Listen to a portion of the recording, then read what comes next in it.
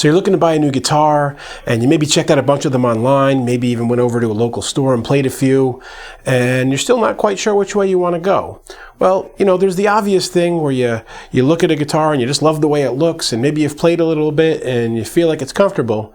But after the newness wears off, there's some things you want to watch out for that'll creep in, and you don't want to end up with buyer's remorse. So let me give you my top 5 tips of things you need to look at when buying a new guitar.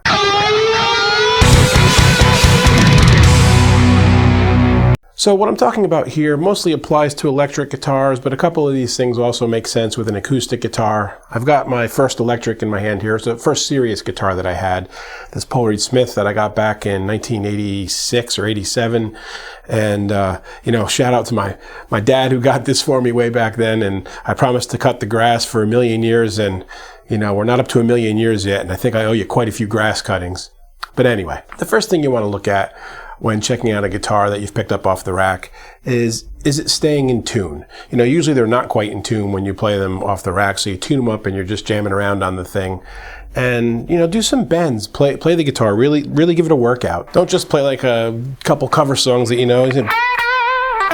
bend the heck out of those strings. And then see if it stayed in tune. Still good, okay. If it's not holding its tune every time you bend a string or do anything a little bit more intense with it, it's probably an indication that there's some slippage. Maybe the quality of the tuners isn't great, and you're going to be fighting with the thing all the time when you get it home, and that can become quite annoying. Number 2, how's the sound palette on this thing? So you've got a guitar in the store. For a lot of guys, especially if you play like metal, hard rock, you go in the store, you crank the amp up, you turn the gain up all the way, and you start just playing whatever, and you're just happy because it looks really cool and sounded good loud. But really, when you're going to have a guitar for a long time, and if you really care about playing, you're probably going to want more than just 1 or 2 sounds out of the thing.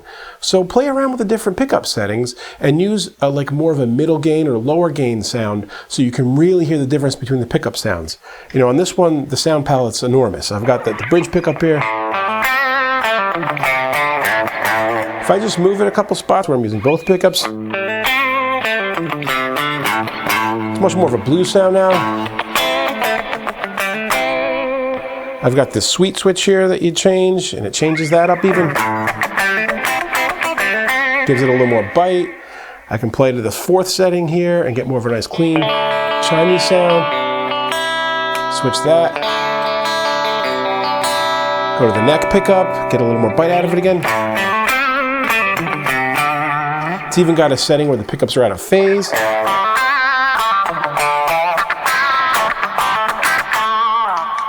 So whatever it is that you're looking for, what you like, the point is, make sure you've got a decent sound palette to work with so you're not just kind of pigeonholed into one sound with a guitar. If you're going to be the kind of person that plays more than one style of music anyway. Number 3, how's the sustain? That speaks volumes to the construction of the guitar. Just do something real simple, like while it's plugged in.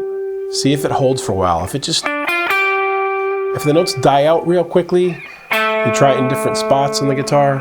Low frets, high frets, a couple different strings.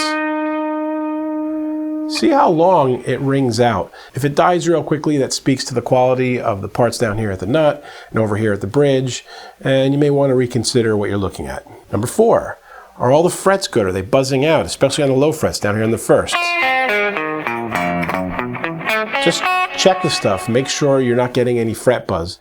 Now, this is something that can be corrected. It's usually a truss rod adjustment or whatnot. But if it's been sitting in a store and it's already buzzing out, or the action's real high on the thing and it buzzes, kind of even then when the action's high, it's not the best quality of build. It shouldn't be doing that. And the final thing, number 5, this one is a real picky thing for me, but it also speaks to the quality of the construction of the guitar, and that's the fret dressing, or rather the edges of the frets. If you just take your fingers and roll along the fretboard here, like on this guitar, I can't barely feel it. There's beautifully rounded off, smooth fret dressing. On some cheaper guitars, you'll run your hands along here and it feels like they're trying to shave off layers of your skin.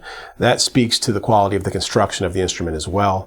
And having something with bad fret dressing is kind of a red flag as far as the overall quality of the guitar. So there you have it, 5 quick tips that'll help you make a decision that's informed and a little bit more in depth than, hey, it looked cool and I had some fun playing it. You can really get a better idea if you're getting an instrument that you'll be happy with for months and years to come. And as always, guys, if you have any questions or comments, please leave them below. I'm always happy to hear from you. And until next time, keep making great music. Hey friends, don't forget to subscribe and turn on notifications. It makes the whole world better.